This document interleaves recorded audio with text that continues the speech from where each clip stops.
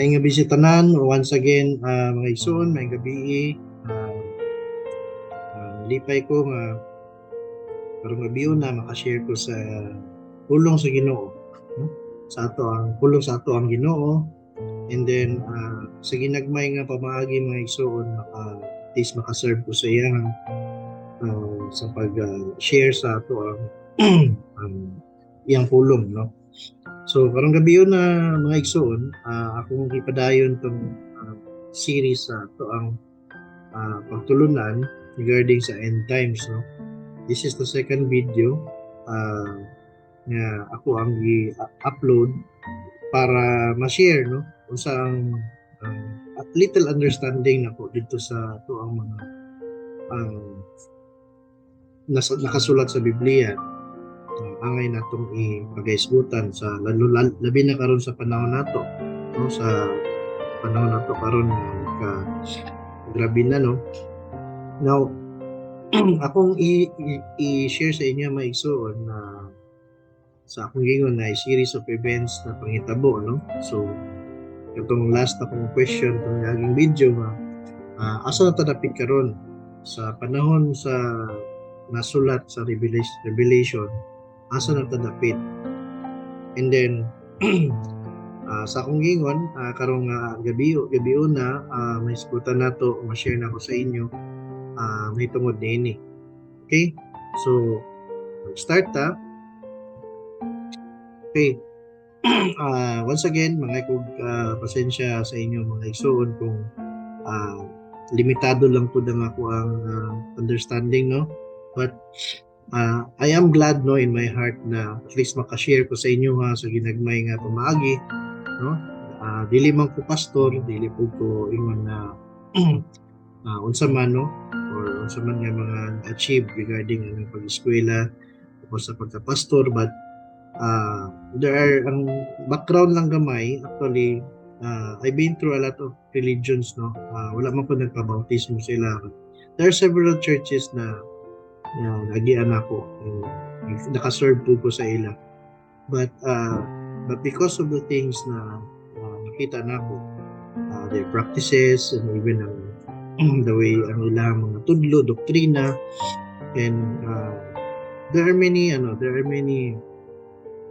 ideas, no, na usahay mo sink in dito, no, sa ilang mga practices.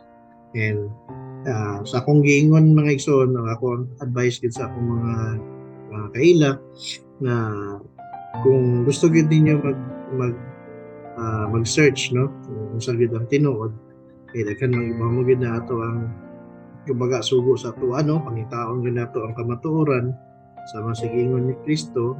Pangitaon niyo nato ang kamatuoran, i-test nato ang mga espiritu, gani nga mga sugo niya. But for me, I started reading the Bible during high school days, no. Siguro nahuman na akong Bible for many times, and daghan na pud og mga realization na naitabo, and ako jud kayo og kanang contribution ng atong Ginoo sa akong kinabuhi, labi na sa panahon nga bata pa ko until such time na nangyani na akong edad. And He continued to guide me na mabuhi nga matarong, no. Dili man may arangan, pero more or less ang among family is payong po nga mga butan, no. Dili po din nga nabadlungon sa komunidad. So siguro kato lang so much to tell, no, maigsoon. But right now, before I start, ako lang i-share sa inyo na tinguhaon yun ninyo mga igsoon nga magbasa yun mag-Biblia, no. Kay sa Biblia nga diri tanan ang pulong sa Ginoo, na dinhi ang atong Ginoo nagaistorya, nagaisgot sa iyang mga tudlo sa tuwa, saan na to panginabuhi, saan na to lihok sa atong kinabuhi diri sa kalibutan. Even mga igsoon ng iyang mga kulong regarding may tungod sa maabot ng mga panahon na rini. And I believe, and I truly believe na kini ang pulong sa Ginoo is tinuod. Okay? So, kana maigsuon, magsugod ta og basa kung katong mga nakadungog ini ako ang ah, video karon hinaot nga I encourage you guys na magbasa gyud.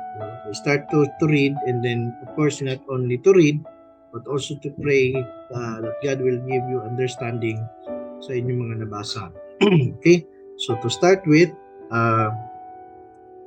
sugod ta sa second event. Okay. Now, so nanata sa second event, kaya ang first event, naman ako ang pictures, una na ako ang video. Now, dito to sa second event, ang title na ko is The Homecoming of the Holy Spirit. Yun yung butang man ako diri, Homecoming. Now, dagan sa tuwa ang naigsuon na I don't know if you have the same understanding with me, no? Dagan sa tuwa ang naigsuon nga nagtuo ang Espiritu Santo is something na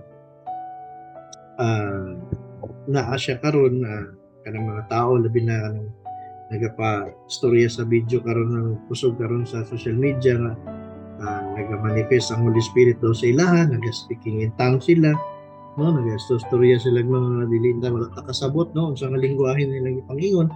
Makita po nato na yung mga tao dito nagkirig-kirig kay tungod sa healing crusade or something effect dito sa ilang power kunoy. But naiso na lang ko gamay nga i-reveal sa inyo ano, based lang po sa ginagmay na itong understanding tungod sa nasulat sa Biblia. Now, ganong gibutang na ko ni Homecoming sa Holy Spirit. Kay tungod, ang Espiritu Santo, actually, na siya characteristics, no? And remember na sa panahon sa una sa karaang tipan or Old Testament, si Kristo daghan man yung kasi klaseng espiritu nga naa sa iya, no? Pag-cite dito ang spirit of knowledge, spirit of wisdom, spirit of understanding, so on so forth, no? Daghan siya spirit niya dala-dala. And there are events also in the New Testament, even sa panahon sa mga apostoles, na katong panahon sa na sila sa Antioch, nag-gather sila sa Antioch, dito nakita nato nga ang Holy Spirit nagmanifest ni sulod dito sa mga apostoles, no? And mga igsoon, gusto na ko sabtan ninyo nga katong Espiritu Santo mao dito ang Espiritu Santo nga na ay power, no? Kanang gigahin jud sa Ginoo ni Kristo para sa mga apostoles niya, because during that time ang pulong sa Ginoo magsugod pa lang siya o spread. Okay? So, gusto ko masabtan ninyo unsa ni Holy Spirit. Okay, diya ta magsugod sa second event ito. So, sa 2 Timothy chapter 3 verse 16 to 17 nakasulat diri na all scripture is God-breathed and is useful in teaching, rebuking, correcting, in training in righteousness, so that the servant of God may be thoroughly equipped for every good work. Okay? So, kini mo nagingon ako nga magbasa gyud ta mga igsoon kay tungod it will help us, no, be equipped with the truth, no, ug unsa pud ang mga angay natong dapat himuon para kita maging dapat sa Ginoo. Okay? So it will also protect us from the time or these end times, no, na ang schemes atong kalaban grabe na kaayo. Now, so mayon ta all scriptures is God-breathed. Ito pasabot ana na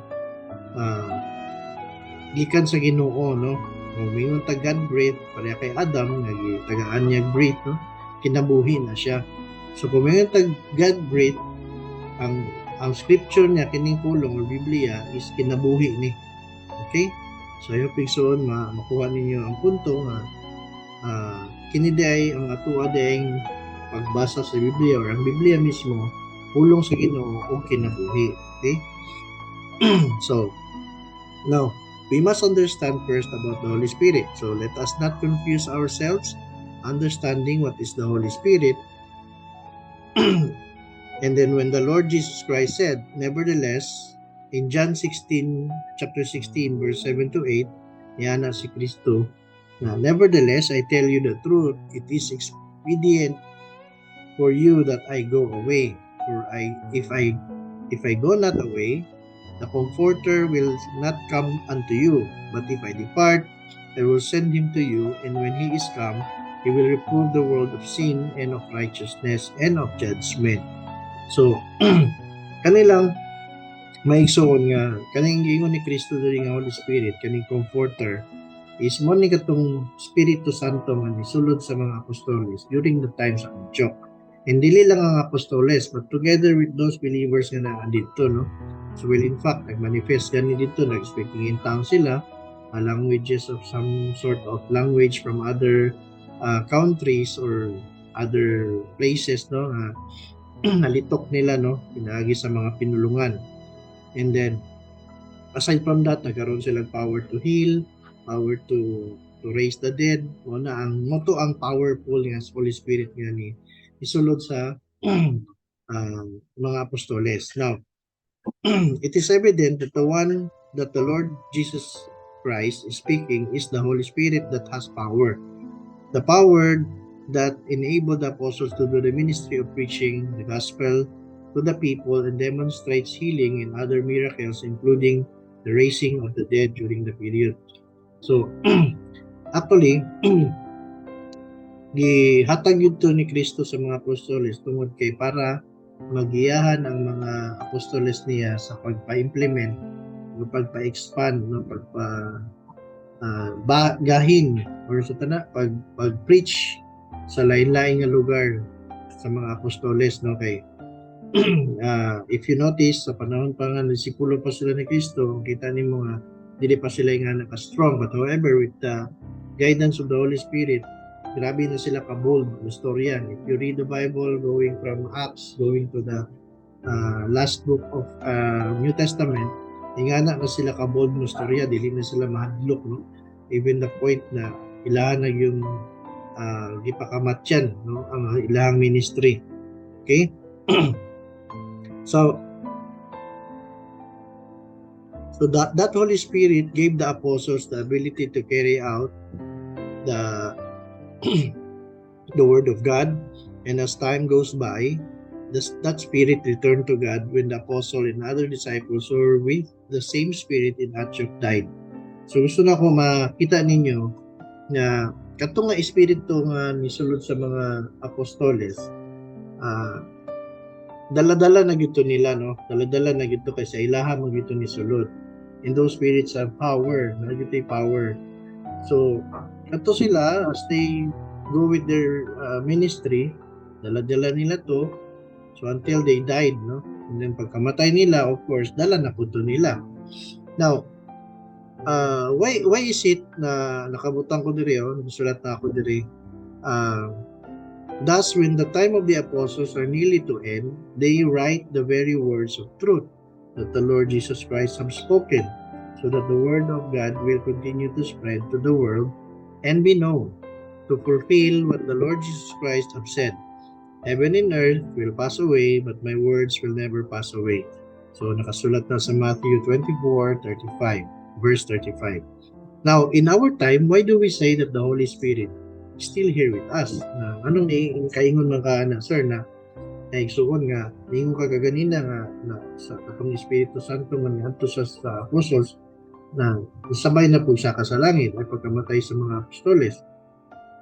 So, actually, kung tanaw nimo, i-analyze nimo further with the facts that was written in the Bible, na ang Espiritu Santo nga naa sa ato ang panahon karon is actually the Holy Spirit that came, or the word that came from God, no? So muna nakasulat, no? Now in our time, why do we say that the Holy Spirit is still here with us? Because the Lord Jesus Christ said in John chapter 6 verse 63, the words that I speak to you, they are spirit and they are life. Now, if you notice na sa panahon ng mga apostoles, atong old church sa una, probably nagkahinay-hinay to sila o deteriorate, no? Wala sila. And there are some original practices, I think, siguro, I don't know if nakabay 100% natulid ang practice karon. There are some, siguro na yung mga church yan na, pero I don't see any church na 100%, no? Now, i-analyze nato nga ang pulong ni Kristo is spirit and they are life. So, na di ba ganina gisulti na ako sa sugod sa ato ang video nga all scriptures is God, correct? So, ginawa sa Ginoo. Now,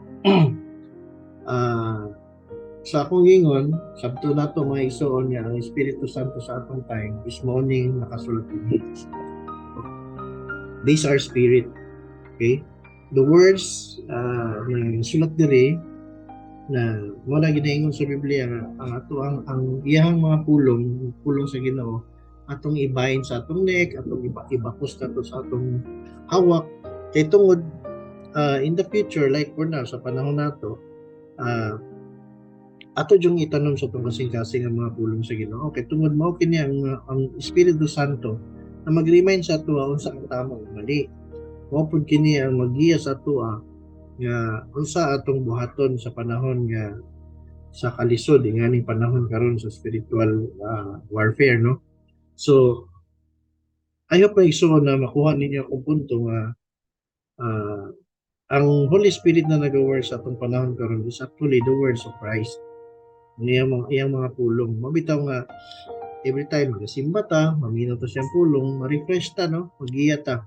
And even the time nga panahon nga matintal ta, mo remind siya ang word sa Ginoo, mo remind siya unsay nakasulat or unsay nakasulat sa Biblia nga gisulti sa Ginoo. Na mao na dili na to buhaton. Ma-alarm ta nga or ma-remind ta, ma-trigger ta nga dili na to magbuhat sa kasala o sa mali nga buluhaton. So isa na siya. So muna ako maigsoon, gingon ako nga delikado kayo karong panahon na kay tungod daghang kay mangingilad. And these people are using miracles or fake miracles or this parang deceit siya ba? Ilad, pagpangilad or actually tricks lang siya or illusions, no? They are using that instruments na makapangilad lang. And na if you are equipped with the Word of God, as I've said kanina, kung equip ka ani, dili ka mailad. And these people are hayag na, open sa atong mata, no? Kita mismo makakita sa ila na makaingon kita or ang Holy Spirit mag-ingon sa to na kining tawanan ng ilad yun because ang iyang ipanulti o iyang ipangbuhat is dili na haom dito sa Biblia. O ang iyang ipangbuhat po pagpangilad kay tungod sa atong panahon mga isuon dili wala na tong espiritu nga dala-dala nila apostol Pablo to nagapaayo sakit nga katong miracle gyud mag-lay hands lang or even magbuhi o patay wala na siya karong panahon na kung naa may mga inguna ng buhat that is the work of the evil dili na siya sa Holy Spirit. And remember ang isuon nga karon naa na tay mga doctors, mga professionals nga mo yung maayos sa itong mga sakit, no? May maayos sa mga sakit. And these are the knowledge na imparted by the with the guidance of the Holy Spirit nga sila maka-acquire ani nga knowledge, no? Mayus nila mo na natay mga doctors. Kung na maison mosalig gyud sa ila kay tungod sila ang gitagaan sa Ginoo o kanang gasa nga makasabot-an ang medisina. So kanang mga nanggawas karon nga mga miracle crusade, kanang mga sa video karon nga ambal kunuhay, no? Kana sila mga isuon, mga fake na ayo mugtuan na. I can say nga dili gyud na tinuod. So makita nimo, di ba?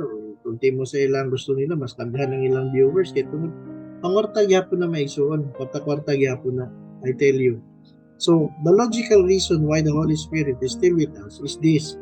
Just as the Lord Jesus Christ is one with the Father, so as we are one with the Son through the Holy Spirit. And that Spirit is the Word of God. No? Asa man day ang source nimo of knowledge, no, of good. Dili naman sa Biblia naman. So sa gingon ni Kristo, yung mga pulong espiritu.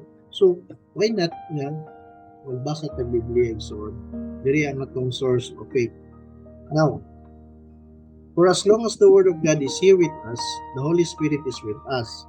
Because, sa akong ingon lagi, si Kristo isa sa amahan, ang apostoles isa sa kay Kristo, sama sa kita pod isa kay Kristo, pinagi sa Holy Spirit. Kayang pulong. So, unsa man day logical explanation ana, how can you believe if you don't have any evidence or wala ka nakabasa, no? Wala ka nakadungog. Saan mo pagtuo? Diba? How can you believe? No? Mao man na siya. Kung wala na yung pulong sa Ginoo, we do not believe na naa siya o nag-exist siya. O iya mga buhat sa una, di ba? We believe because nakasulat siya. And sa una, mga karaan ng mga Kristohano, nagtuo sila because makita pa nila ang mga apostoles.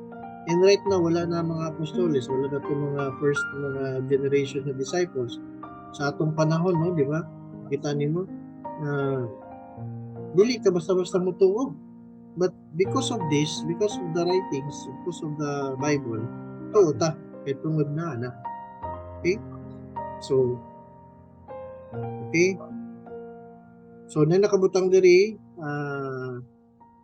but for only those who have accepted Him and have known Him. So, ngayon, dili lang ta mo basa, kundi nawato nato si Kristo na ato ang Ginoo.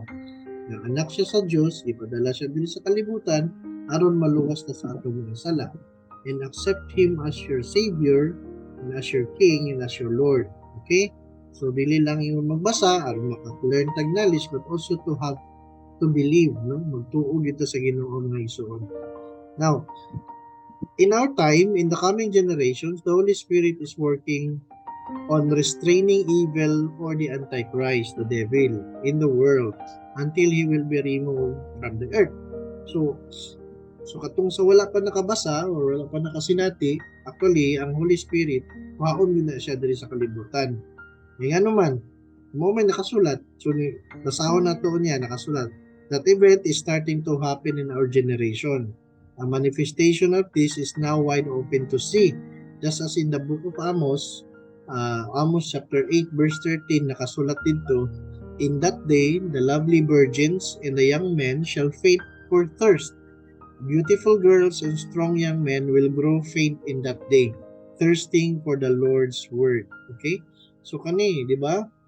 Karon magtanaw nimo mga igsoon, tungod sa generations of generations na mga nagkalain-lain yung mga tulunan or mga pagtuo sa tao or ang knowledge sa tao gi-incorporate dito sa nakasulat sa Biblia, naglain-lain yung mga interpretasyon at hinayan na nilang tabon ang kamatuoran, no? Ang sakto nga tudlo, ang tamang tudlo, tabunan na siya sa lain-lain yung mga ideolohiya sa mga tao nga nagdala og mga kaning mga pulong, no?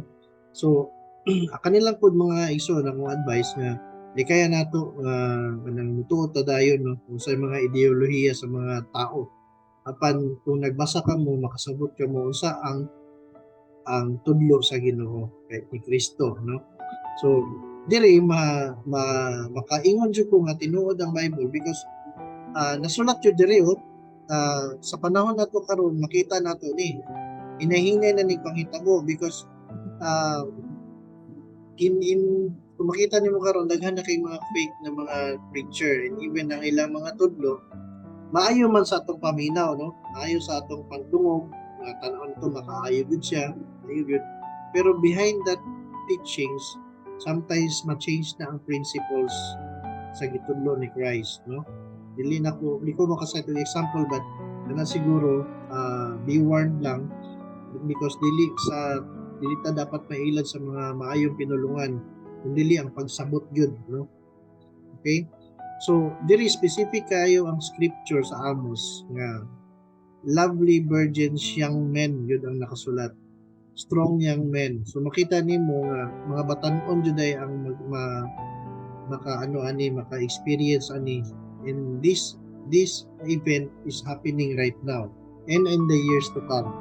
So I'm sure because of the leniency of the teachings sa mga tao, no, through generations katong siguro arang-arang pa tong mga tigulang na mga pastor sa una kay mas anong principles nga gina-apply is nearest dito sa Bible, but right now because of the influence of the other cultures nagsagol-sagol na, no, so nainlain na po ang approach nila, no, even sa praise and worship if you notice grabe na, no, mura nag-rock ba, mura nagbanda ng banda nga rock gani, which is actually I think sometimes it's improper, no, dili na proper ba, I think dili na proper na presentation of worship ba.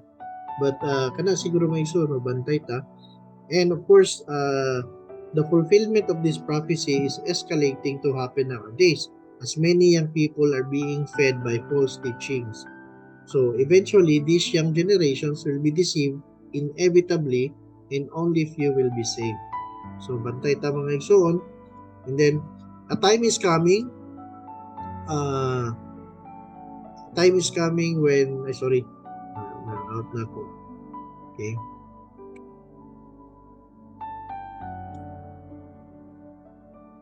Sandali ha.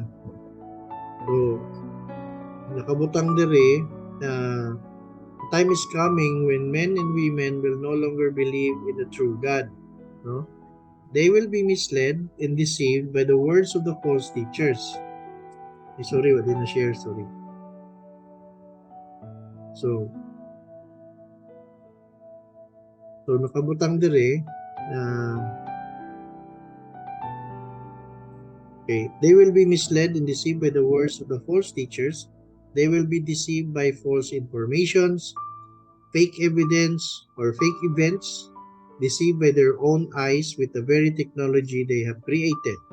And slowly, the true word of God is removed from society by changing the words and changing the principle in the Bible, or persecute the Bible itself, and removed from circulations by the powerful and influential leaders in the world, where people has no more access to it. This is where the Antichrist will reveal himself, thus the fulfillment of the prophecy written. Okay, before gumawa na diya, so if you notice na reality check karon is actually makita nimo with the mainstream medias no makita nimo na daghang kay nagasulod nga mga fake informations, even changing the history no, actual history sa ang tinuod na hitabo.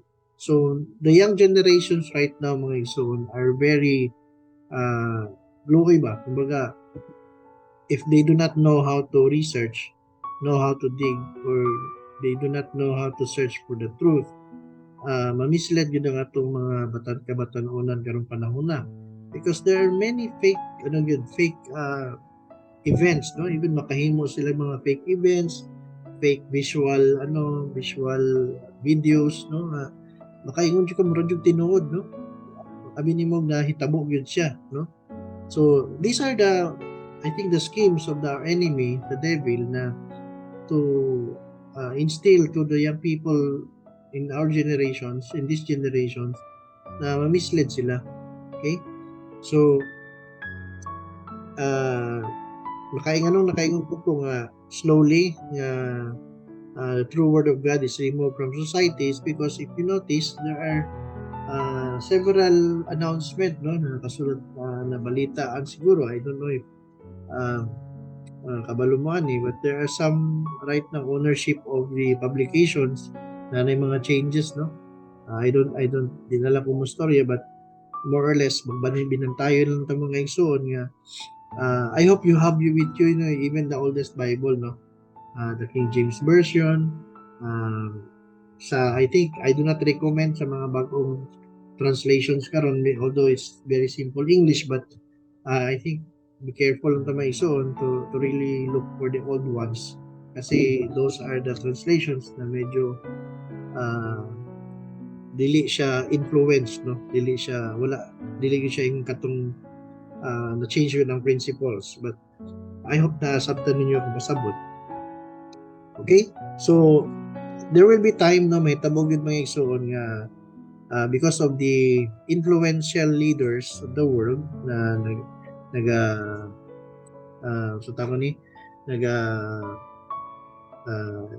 promote nga walaon sa circulation ng Biblia, because siguro in time comes na ang tao yun misled siya, hindi na siya matuo sa Ginoo because of certain aspects no. Unya makita ninyo niya ang possible causes nganong ma-discredit ang Bible. And kanilang share lang nako daan ng mga ang kitagna sa Biblia na nakasulat sa 2 Thessalonians chapter 2 verse 6 to 8. Nakasulat diri, and now you know that what is holding him back, so that he may be revealed at the proper time. For the secret power of lawlessness is already at work, but the one who now holds it back will continue to do so till he is taken out of the way. And then the lawless one will be revealed, whom the Lord Jesus Christ will overthrow with the breath of his mouth and destroy by the splendor of his coming. So, kani siya mag-iskot ni sa Holy Spirit na sa nag-work sa atong panahon, kani ang pulong sa Ginoo na he will be removed, no? Kwaon siya. So, kay karon na pa man siya. So, ang atong kalaban si Satan, dili pa siya kabuilo. Itungod na pa ni siya. So, mo ni naka-restrain, no? Mo ni nakapugong sa atong kalaban sa panahon karon. Dili pa siya kabuilo. But once na mawala ni siya, once he is taken out of the way, gawas na sila. So, even karon gani, if you notice, hinahinay na gani kung gawas. But, ang mga ginaingon ng lawless ones, no? Kanang ginaingon nga lawless ones, mo na siya ang kanang mga grupo sa tao na dili mo to og Ginoo, mga tao pud ni Satan. Okay? Now, the power of lawlessness mo ni the world is now in the age of open informations and influence are transmitted instantly. Knowledge flows and grows lavishly, no? Free na kayo ang knowledge karon. They can be transmitted anywhere, anytime, no? Through internet. And influences also the same, no? So open information ta. So apil na diya ang knowledge of evil and knowledge of good. Nasagol na siya. And of course, ang deceit, no? Ang deceit, ang scheme sa kalaban, mga fake information, fake evidences, fake kanang findings, no? So anyway, the nature of a human being is to survive. Mamagin nato nature. The thrive of becoming dominant, to control, and on top of everything. Thus, the search and study of different kind of knowledge, achieving a lot of milestones, discovering the elements of the physical life here on earth. So, because of this nature, failure to realize the true purpose of existence, human being is going to in the direction of its own destruction. So, isa lang yun man atong purpose diri sa kalibutan, no? So, logical lang niya akong approach, no? Dili man ni binuang na pagkaistorya, pero logical ni siya. So, how can you, like example, like this example, how can you be a God if you don't have creation, no? How can you be a God if no one is acknowledging you as God? So, sa akong ginaingon sa akong asawa o mga anak na kinahanglan gyud ta sa Ginoo. The reason why ginaluwas ta niya for several times, no? Several times na ta niya giluwas, because He wanted us to acknowledge Him as God, no? Siya, actually, kita ang justification sa iyang existence as God. So I hope masabtan niyo. That is a logical reasoning, no? Logical na siya. Okay? Kaya kung wala ta, mag-inusara lang siya dito, okay, how can He be a God? Diba? Kung wala mo recognize siya. But truly, He is a God because He is the one who created us, and He is the one who created the universe, the heavens, and the earth. Okay? So, people are becoming out of control. So, these are futuristic, no? These are becoming out of control. The moral responsibility and discipline is scarce. The provisions on restraining immorality is gone, and everything becomes a norm to every nation. Disregarding the teaching of our Lord Jesus Christ. Okay? So, bantayan nato ni mga igsoon na nagka-deteriorate ang atong morality, no? Sa mga bagong generations karon, ang disiplina pod medyo scarce na. And tao karon are slowly becoming out of control, no? Dali na kayo masuko, cause tayo ng away, no? Init ang ulo. So, ana. So, in order for Satan to succeed, he will have to make a scheme, no? He will have to make a scheme to dishonor the word. So, of what scheme should he possibly make to dishonor the word of God? To share with you, mga igsoon, sa mga possibilities. So, ang nakuha lang akong i-present sa inyo karon is mga possibilities. So, what are these possibilities? Unang-una, fake information streaming in the internet showing false origins of man, supported with fake evidences seen in the eyes of every person in the world. So pwede niya na himuon. He can fabricate information or fake evidences, no? Pwede niya na himuon for us to believe, no? Kita nato sa social medias na uy mao din ni siya, mao din ni, no? Twisting the previous or kumbaga iyang i-replace ba or i-disprove niya itong mga original stories una. Then number 2 is showing the achievements of great discoveries and expeditions that will somehow strengthen the belief of man that everything can be achieved by the knowledge and genius mind of man. So remember na nadyo possibility na ang tao pag makita niya ang kanang ma-discover niya ang things nga ni di ay kabalo dai siya ani, so they can create life. So probably ma-dishonor niya ang Ginoo because ang una niya invincible na siya, kaya man din sa tao maghimo og tao. I mean, he can create things ba na ma-create sa God. So ingana possible ingana yung approach. Katulo is that miracles are not true but coincidence. So probably ang ibutang that miracles are not true but coincidence, everything can be achieved through technology. Kumbaga naman yung mga milagro na ginahimo ang Ginoo, but those genuine miracles na gi-perform gud niya through those people na iya yung nipili to perform such miracles, yan ang i-disprove because everything can be achieved through technology. Pero technology na ang maglipma. So, makahimo sila og miracles. Like for example, mga impossible sickness na gusto nila maayo. So, through technology, kaya niyang ayuhon to, even cancers, no? Mga grabe nga sakit. So, possibly, hinahinay na nakaroon. Then, second is, of course, ang kanang, basta nga na, same, no? Ang mga pamaagi. And number 4, na pamagi niya, possibly, to show that goodness or righteousness are voluntary acts and does not require obedience to God. No? Sadly, mga igsoon no, paganina na malingki ni Mrs. Namin nakasakay na sakyan na mga jeep, no, pampasahero nga jeep. And then the driver actually nag-istorya siya sa Pikas driver po. Istorya siya nga nibalik daw siya pagkakatoliko kay actually maramang gihapon sa tawa na ang paghimo daw maayo choosing murag choice lang nimo ba imong choice voluntary nimo ba nga himo kag maayo sa imong isig ka tawo ana ba, so voluntary tanan voluntary murag may ana iya. So more or less the principle of doing goodness and righteousness is voluntary acts and does not require obedience to God. Baga ang itudlo niya sa tuwa, you have the right, no? Kung makita nimo karon most of the young generations ang ilang gina-fight nila is ang ilang right, ang ilang unsay tawag ani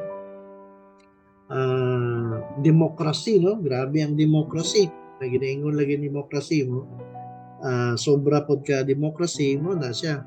So dili na mo follow kung saan dapat na balaod, no? And right now, sigurado man kita nga nay mga balaod si Christ, nay balaod ang atong Ginoo sa ato ang mga Kristiyano nga nagtuo. Aduna tay mga regulations para ang atong kinabuhi matarong. Pero when time comes, ingana ang possible scheme sa atong kaaway na iyahad yung i-emphasize na kanang paghimo og maayo voluntary lang na, so it doesn't require obedience. Kumbaga kamo na bahala, yun ang buhaton mo dili na. Pero lahi itong naibalaod mo na gitawag lagi lawlessness because this generation will no longer believe or will no longer be under obedience to God. Dili voluntary acts or choices na lang nila. Okay, they will not allow the Holy Spirit to make the decision or choice for them, but they the ones controlling their life. Sila na ang nag-control ng Ginoo. Okay? So next is katulad mga igsoon sa karon nga gabi dito lang sa Takuto because maura man atong topic karon and then nalipay ko nga sa ginagmay nga pamaagi ngunani I hope na ako'y na-share sa inyo, nakasabot sa inyo regarding sa pulong sa Ginoo sa maabot ng panahon. So remember mga igsoon na nato sa ikaduha nga event. And on the third event, sa next video na ako, I will be discussing the three horsemen. Okay? So, ganong three lang na siya, di ba? Four man na sa Revelation nga ng three. But anyway, ako nang i-discuss sa inyo on the next video nga ako ang pagkahimuon sa pagkakaroon mga igsoon at pasalamatan ng Ginoong sa ingani nga pumagi, mag-hisgutay tao, mag-share tag mga iyang mga pulong na makadungag o kanang kaalam sa atong mga kasing-kasing o spiritual na ito nga kinabuhi. So, I hope mga igsoon nga naka-impart ko sa inyo og knowledge o wisdom sa karong gabi una sa ginagmay atong ablihan ng atong mga mata o atong mga kasing-kasing sa kini nga mga pagtulunan kay tungod kini adunay logical o ganang truth no ang ginaingon ako na makaluwas sa ato sa panahon sa katapusan. So, igsoon, naghagang salamat. May gabi sa tanan. God bless you all.